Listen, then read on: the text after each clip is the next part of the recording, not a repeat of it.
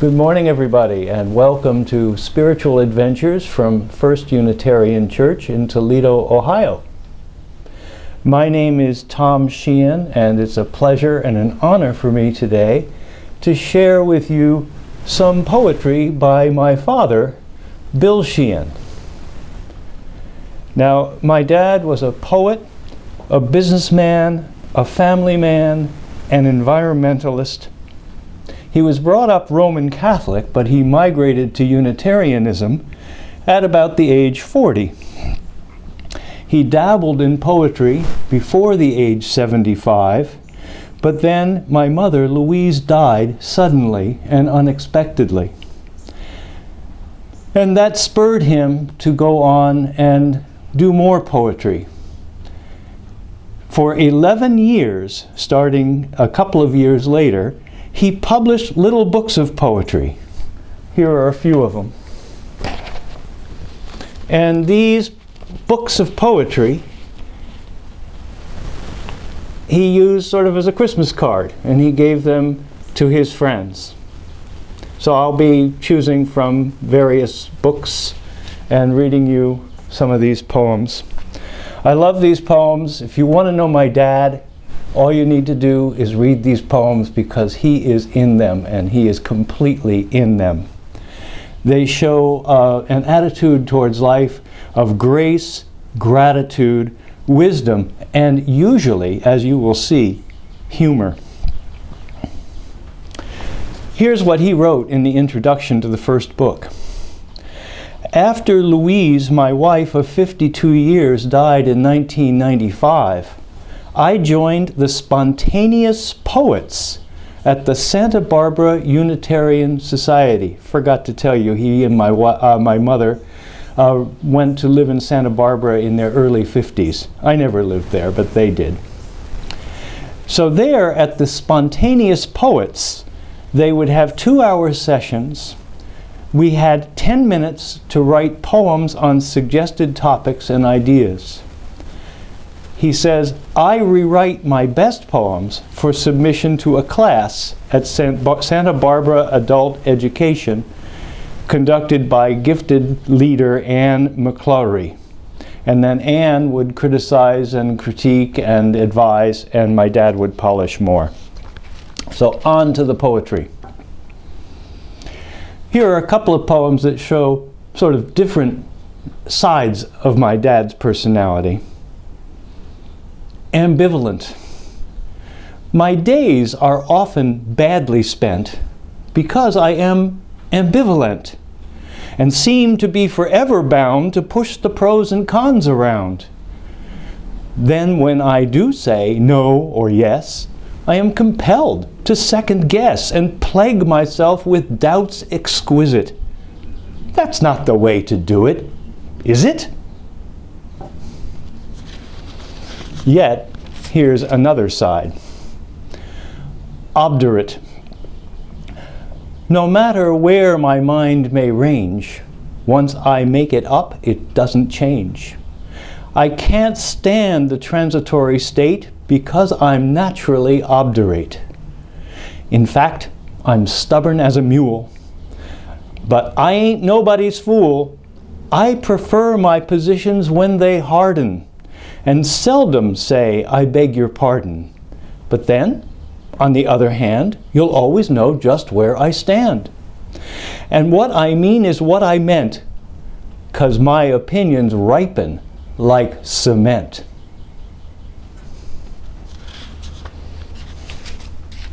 Now, as I mentioned, in 1995, when my parents were about 75 years old, my mom died suddenly, and he was in deep grief. It was a very close marriage. So I'll try to get through this poem called Tell Me Again. Tell me again of the days of our courting, the days when we relished the joys of our youth, and tell me again of the years that we treasured, of bonds that we forged, as we won and we lost. Yes, tell me again of the joys that our children brought into our lives, and the pain they brought too. Tell me again, dear. Yes, tell me again. Oh, how I wish you could tell me again.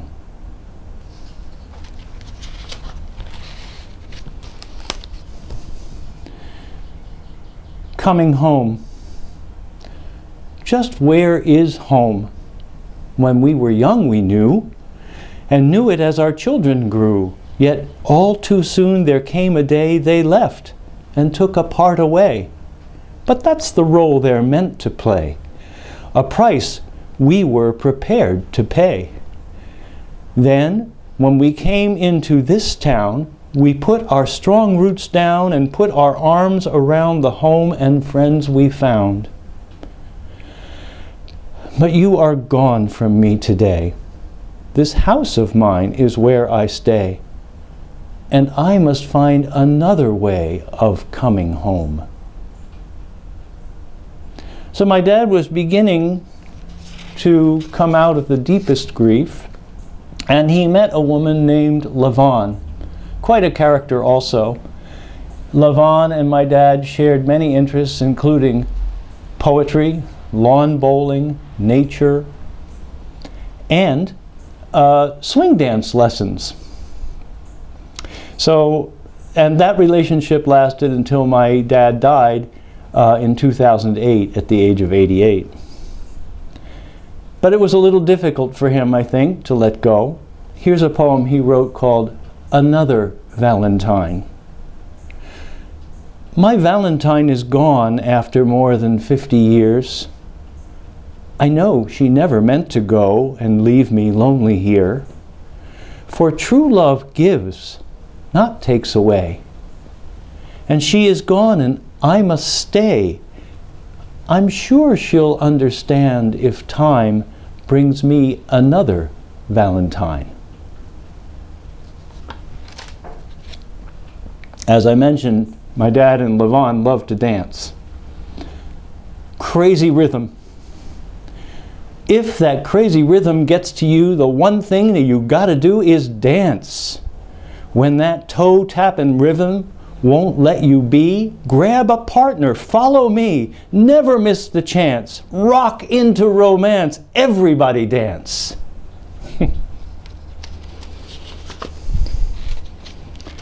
Well, the second book of poetry that he wrote was a very unusual tome called Grin and Share It. My dad grew up in a Roman Catholic home. His dad was brought from Ireland to the United States when he was 3 years old and was quite a self-made man. Anyway, there were always jokes in the house. It was a Roman Catholic home, so there were jokes featuring people in the Roman Catholic Church, and there were always the stereotypical Irish guys, Pat and Mike. So here are some jokes. I hope you enjoy them as much as I do. I hope I can get through them. Out of gas. Sister Mary Agnes O'Day drove out in the country to pray. Alack and alas, she ran out of gas. The station was 2 miles away. In her habit, she walked all the way to Joe's Junk and One Pump Cafe. Joe said, "It's tough. I've got gas enough, but there's no can to take it away." On a shelf at the back of the store, Sister Mary a urinal saw. Joe said, "That'll do, I'll fill it for you. The neck makes it easy to pour." With urinal her steps she retraced, the neck in the gas tank she placed. Said a hiker who passed, as she poured in the gas, "I never have seen greater faith."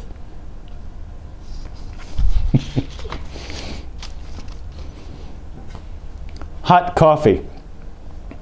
Pat drank too much at the pub and fell into a ditch. At hospital, they patched his cuts with bandage, gauze, and stitch. His broken jaw the doc wired shut, and then Mike brought some coffee up.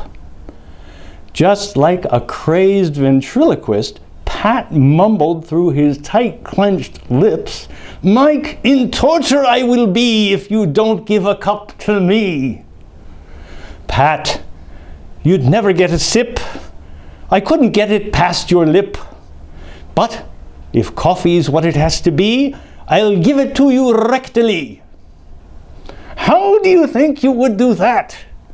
"Don't worry, just roll over, Pat, and I will slip the funnel in. Then the pouring I'll begin." No sooner did the coffee flow than poor Pat squawked, "Oh no, Mike, no!" Alarmed, Mike cried, "If it's too hot, I'll put cold water in the pot." "Jesus, Mike, it's not the heat. It's not too hot, it's too damn sweet." There are always jokes. The favor. When Mike upon his deathbed lay, to Pat these final words did say, "Before they place me in the casket, I've one last wish." Said Pat, "Just ask it." "This jug of whiskey, Pat, please save to pour when I'm dead upon me grave. And when they lay me 'neath the stone, it will keep the chill out of my bone. I would die in peace, Pat, if I knew that I could trust that job to you." Pat, proud to be the chosen one, said, "Don't worry, Mike, it's as good as done. But I know it will give me a terrible thirst. Could I pass it through me kidneys first?" Okay, well, my dad was a very active volunteer with the Girls Club of Santa Barbara, California. And one thing that he did was help them to set up a small publishing company which published books primarily with the interest of girls in mind, but with the interest of all children in mind. This publishing company was quite successful. In fact, it was so successful that my dad was recognized by the Girls Club of America with a national award of Volunteer of the Year. And I'm very proud of that because it was a national award. Anyway, my dad had been writing poetry, and he wrote some poems about nature, and he thought, well, maybe I will put some poems about nature into a book with children in mind. And he found a wonderful artist there in Santa Barbara, and here is the book that together they published. The artist's name was Itoko Maeno, and it is a beautiful book to look at, and the poems are really nice too. So I'm going to read you a couple of poems from this book. The first one is about whales, blue whales specifically. And here it is. Can you see the little swimmer up there? Shows you the size of the whale. Blue whales, the world's largest creature, it swims 'neath the sea, gives milk for its babies and breathes air like me. It holds a deep breath while it's swimming about, and when it comes up, blows a 30-foot spout. Blue whales can grow more than 100 feet long and call to each other by singing their song. At 2 months of age, it's astounding but true, they weigh even more than giant elephants do.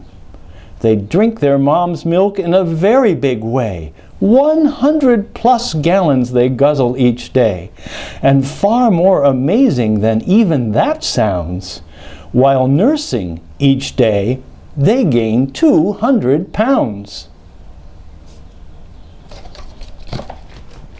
And here's another poem about butterflies. And I was thrilled when I was teaching the middle grades RE last spring at our Unitarian Church, because we did a whole unit on butterflies. And I was able to read this poem that my dad wrote to the children. Butterflies. All butterflies are beautiful. They flutter all around to suck the tasty nectar from flowers they have found. Boy butterflies can sense a mate from very far away and dart around to woo her in excited kinds of play. Then she will lay a lot of eggs on juicy leaf or stem, and when her babies all are hatched, that plant is food for them. But they're not pretty butterflies. They're not a bit the same. Each one's a tiny little worm. Caterpillar is its name. All that they do is eat and eat and eat their leafy plate until their furry bodies grow hundreds of times in weight. Some grow to be 2 inches long, about a pencil wide, and they have lots of legs and stubs, 11 on each side. Do you think caterpillars could discover how to fly? Well, that's exactly what they do, and here's the reason why. A caterpillar won't grow old. It has a better way. It forms a shell called chrysalis, and in that shell will stay. It waits while nature's magic works. When several weeks go by, the chrysalis cracks open, and out comes a butterfly.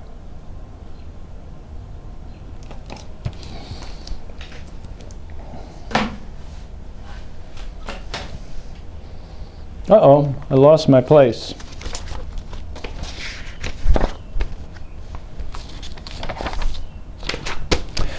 Well, in, I guess the year 1990, when my dad was 80 years old, he had a very serious stroke.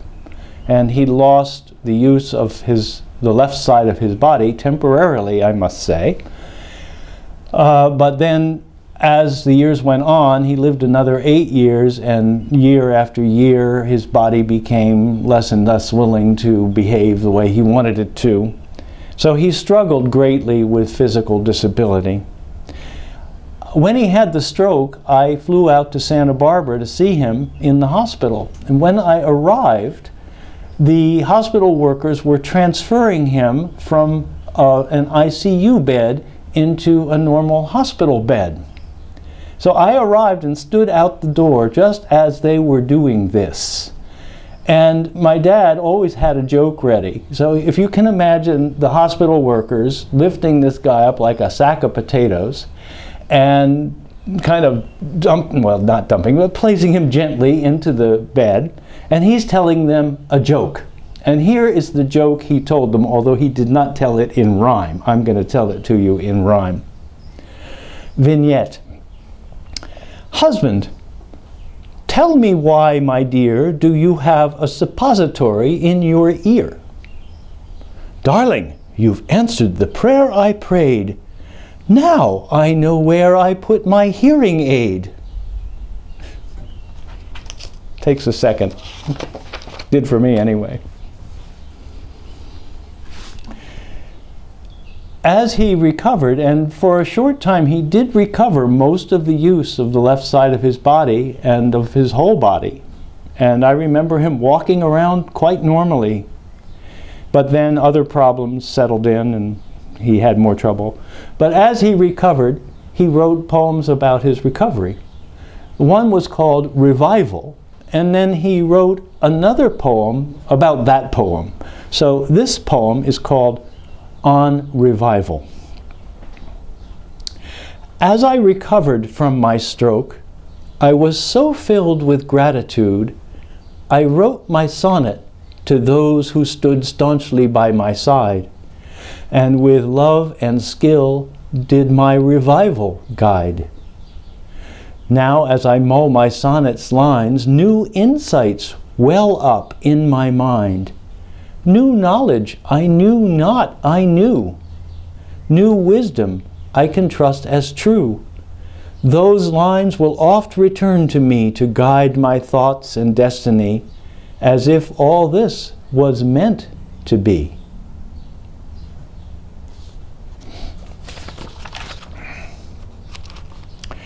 So there were challenges. But there was also always humor, no matter how difficult life became for him. And walking around in his apartment, he lived in a Santa Barbara version of Swan Creek, a retirement community with levels of care. And he entered in the independent living and went through assisted living and finished for the last couple of years in full nursing care. But when he was in his assisted living apartment, he would walk around, or later he would ride around it in his scooter, which was sort of terrifying to see. But here's a poem about answering the call. When I get out of bed, it's a challenge to stand up and get my balance. To prevent a fall, I put my hands upon the wall. Before I walk, I seek a path where every step will reach a spot where I can put my hand to regain my balance as I stand. While I totter toward the John, I thank the countertop, the door handle, the sink, the toilet tank. It's such a great relief to me to get there safely for I pee.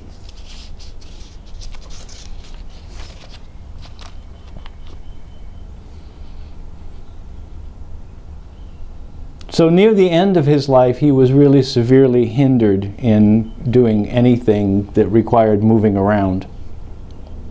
Yet, he kept looking for ways to change and evolve and develop. Here's a poem called Dawn. Within dawn's kaleidoscopic art, all universe becomes a part of an unfolding master plan begun the day that time began. The ever-changing harmony of dawn's celestial symphony tells me the secret I must know. I too must change if I would grow and learn the role that I must play to bring the dawn to my new day.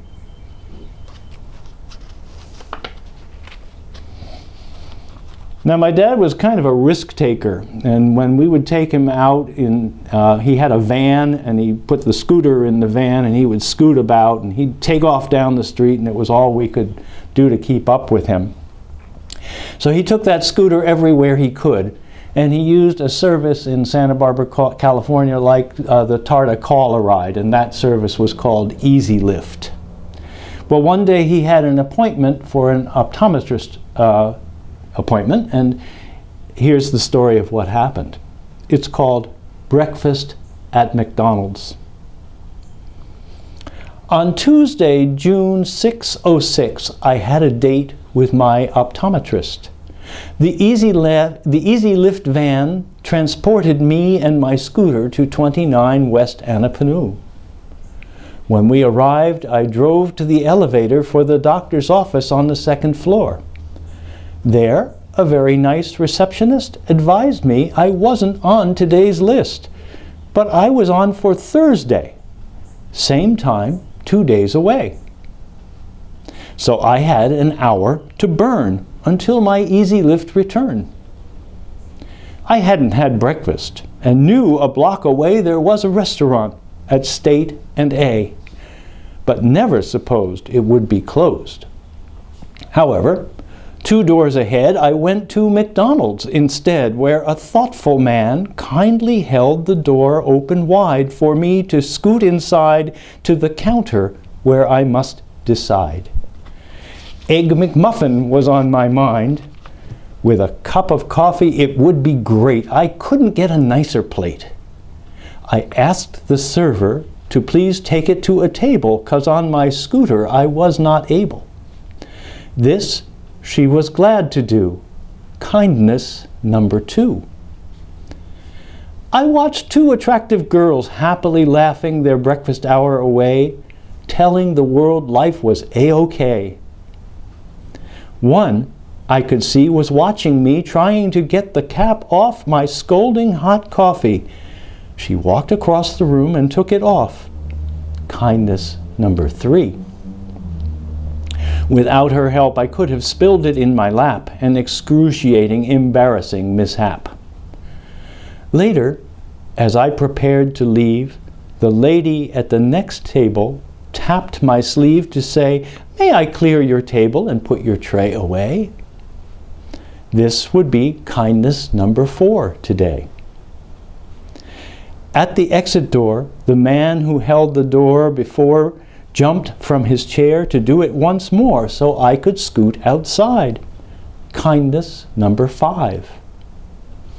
I left with warm memories I'll reprise often after my homeward easy lift ride.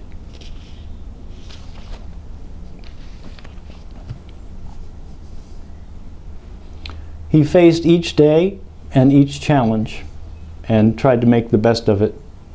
Table of the day.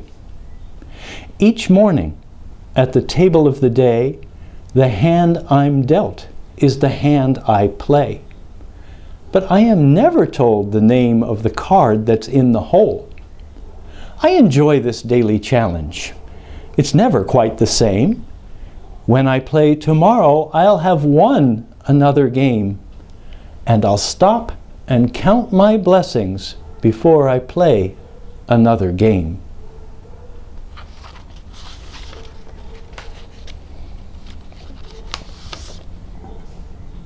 He spent a lot of time in his memories. Here's a poem about that. Memory Gate. In the myriad memories in the meadow of my mind, I find those I left behind. Memory gates swing both out and in, and I find my memories there when I come back again.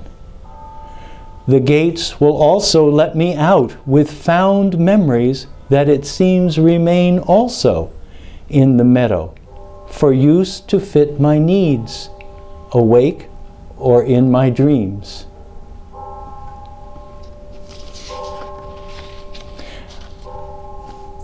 Thank you for listening to my dad's poetry. I'd like to finish with one more. I'm not exactly sure when, but at some point he went to a presentation by a woman named Mary Ellen Kelly, and he took notes. And then he wrote this poem based on the notes that he took. What to remember, what to forgive. Let not what matters most to be at risk what matters least to thee. Decide each day what you will keep and what from memory you'll sweep. As your memories you assess, cull what inhibits happiness. Keep only what you want in memory and what you want each memory to be. Find hurtful memories to forgive. Don't let them have a place to live. Let forgiveness take bad feelings' place, and kindness fill mind's empty space. Grievances erode the soul. Forget them, for they take their toll. Discover the essential part of gratitude as memory's heart. Apply your learning with compassion. Enjoy your life in that wise fashion. Thank you very much for listening to my dad's poetry.